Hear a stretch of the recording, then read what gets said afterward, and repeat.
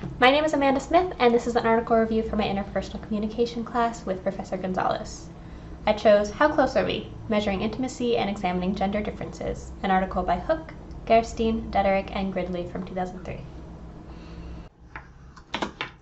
First, let us begin with an age-old question. What is love, and how do we define a feeling? Over the decades, there have been several different viewpoints. In the late 70s, we posited that love has a single dimension, but presents with 6 different styles ranging from friendship to altruistic love. A decade later, Sternberg created the triangular model of love, where there are 3 dimensions to consider: passion, intimacy, and commitment.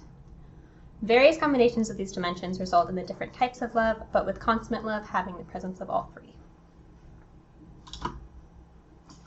Now that we have some working models, can we use them to measure love?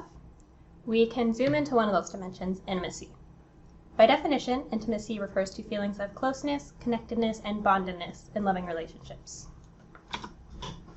We should take a moment here to address that love and intimacy look different depending on the culture and the context. Although much of this discussion can be applied to other types of relationships, here we will primarily focus on love from a Western, heterosexual, dyadic point of view. With that said, theorists agree that intimacy has 4 parts: love and affection, personal validation, trust, and self-disclosure.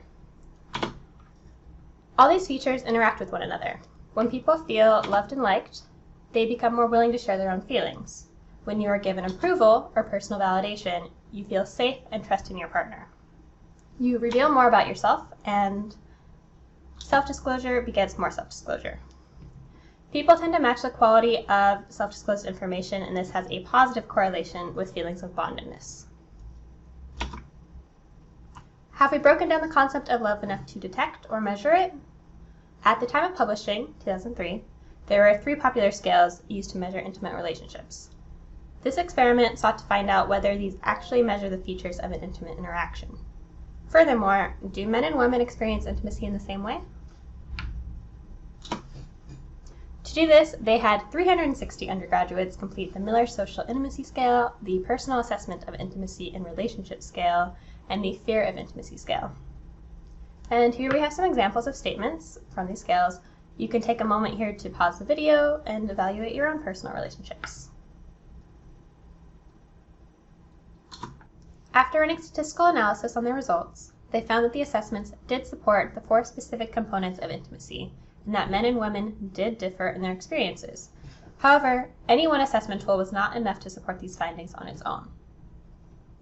If this experiment were to be repeated, it should include older individuals, individuals not in college, and married couples.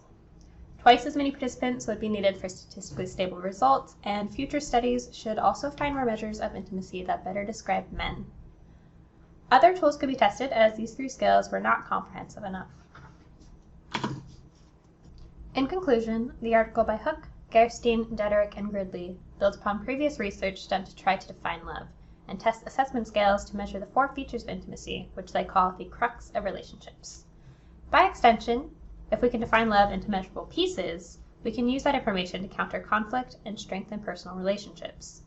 Any tools to improve relationship conflict should take into consideration these 4 features of intimacy: love and affection, personal validation, trust, and self-disclosure. Thank you for your time.